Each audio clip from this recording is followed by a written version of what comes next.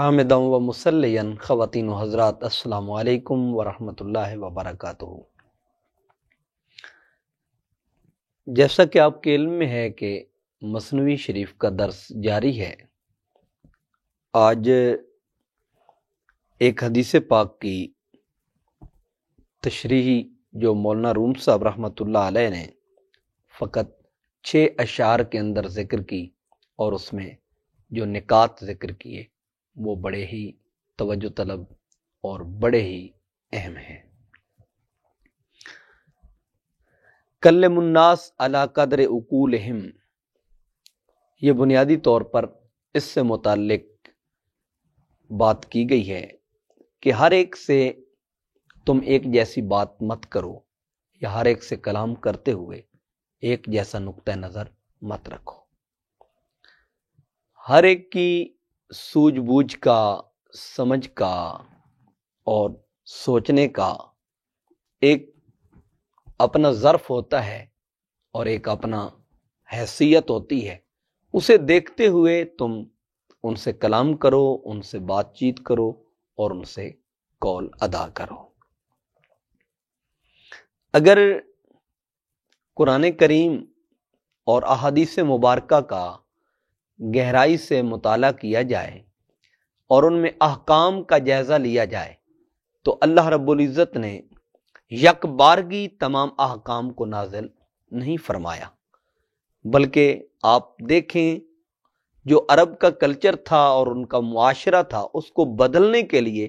اللہ رب العزت نے بالتدریج آہستہ آہستہ احکام کو نازل فرما کر ان کی سوچ، ان کی فکر اور ان کے نظریے کے دھارے کو بدلا۔ ہم زبان کو اس قدر اہمیت نہیں دیتے اور اس قدر نہیں سمجھتے، لیکن اگر احادیث مبارکہ میں دیکھیں تو آقا علیہ الصلوۃ والسلام نے اس کے اوپر بہت سی وضاحت فرمائی ہے، یہاں تک کہ آقا علیہ الصلوۃ والسلام نے قول سے، زبان سے، لسان سے اور گفتگو سے متعلق یہاں تک فرما دیا کہ 2 چیزوں کی تم مجھے ضمانت دے دو، ایک 2 جبڑوں کے درمیان اور ایک 2 رانوں کے درمیان۔ تو آقا علیہ الصلوۃ والسلام نے فرمایا میں تمہیں جنت کی ضمانت دیتا ہوں۔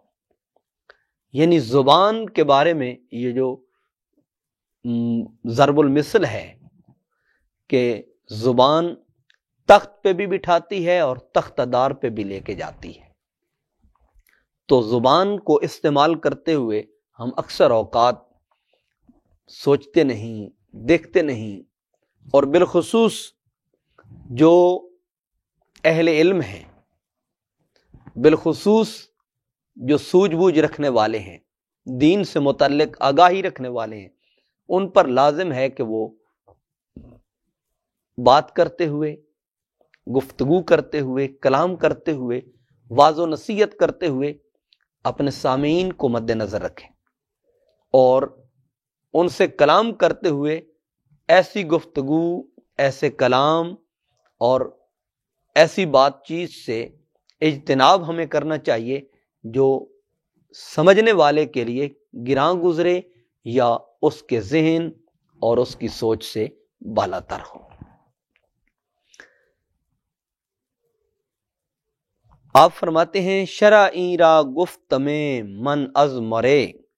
لیک ترسم تان لغزد خاطرے۔ اس راز کی تفصیل میں زور شور سے بیان کرتا، وضاحت، صراحت کے ساتھ، تفصیل کے ساتھ، ڈیٹیل کے ساتھ، لیکن میں ڈرتا ہوں کہ کہیں کوئی دل لغزش نہ کھا جائے، کہیں کوئی دل بہک نہ جائے، کہیں کسی کا دل لرز نہ جائے، اس لیے میں اپنی گفتگو کو یہاں پر اختصار کے ساتھ ذکر کر رہا ہوں۔ نکتہ چوں تیغ الماس است تیز، گرنداری تو سپر واپس گریز۔ فرمایا نکتے تیز ہوتے ہیں، اور ان کی تمثیل تلوار کے ساتھ ذکر کی کہ تلوار سے بھی تیز ہوتے ہیں۔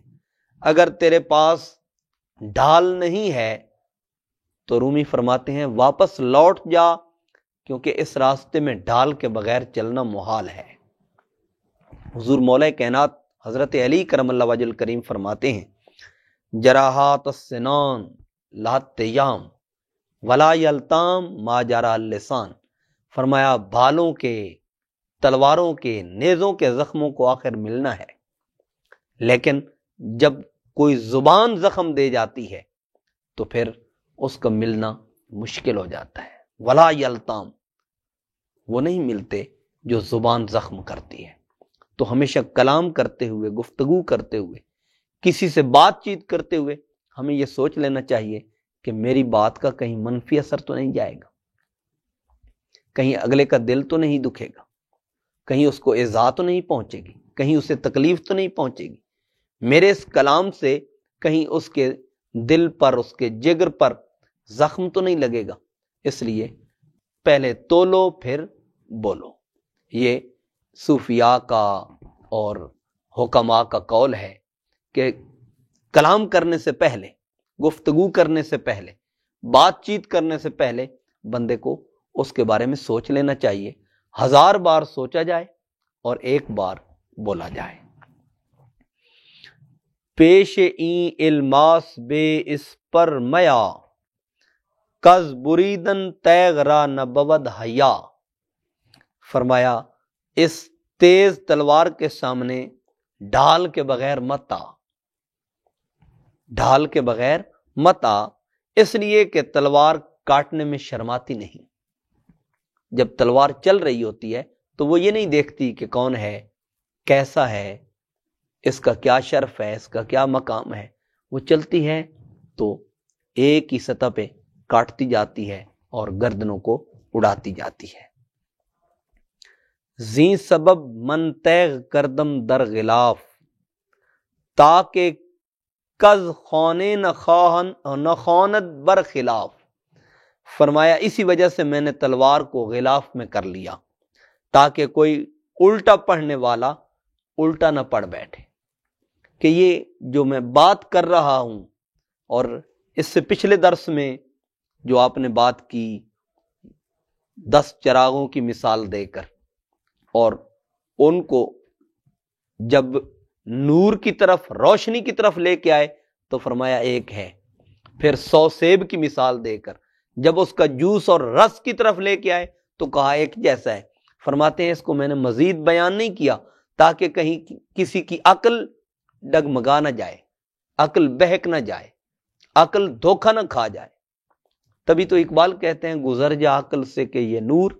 چراغ راہ ہے منزل نہیں۔ اور اہل نظر کے پاس بیٹھنے کے لیے انسان کو چاہیے عقل قربان کن بپیش مصطفیٰ،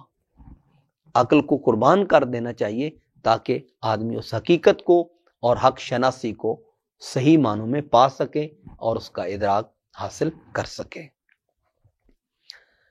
عام دیم اندر تمامی داستان از وفاداری جمع دوستاں،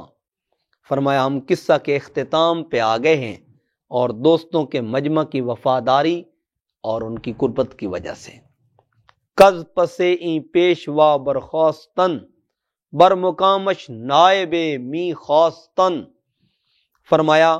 کہ وہ جو اس پیشوا کے بعد اٹھے، یعنی اس کے جانے کے بعد وزیر کے، اس کی جگہ کوئی قائم مقام چاہ رہے تھے کہ اب اس کی جگہ کوئی نہ کوئی